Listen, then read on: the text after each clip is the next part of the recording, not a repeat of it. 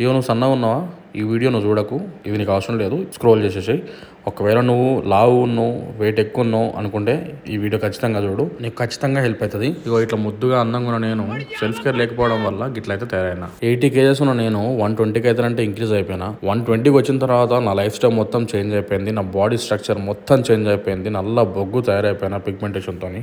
YouTube లో weight loss కోసం search చేసిన ప్రతి డైట్ కూడా చేసిన, దేనికి కూడా స్టిక్ ఆన్ కాలేకపోయినా అది నా లైఫ్ స్టైల్ సెట్ కాలేదు. ఎందుకంటే ఏ డైట్ పట్టుకున్నా కానీ ఎక్స్పెన్సివ్ ఉన్నాయి, ఖర్చుతో కూడుకున్నవి. అవి ఒక నెల 15 రోజులు మనం చేయగలుగుతాం కానీ కంటిన్యూగా చేయాలని అంటే మనతో కాదు. సో ఇంట్లో దొరికేవే తినుకుంటా హెల్దీగా వెయిట్ లాస్ అవ్వాలని చెప్పేసి నేనంటే క్యాలరీస్ డెఫిసిట్ డైట్ అయితే స్టార్ట్ చేసిన.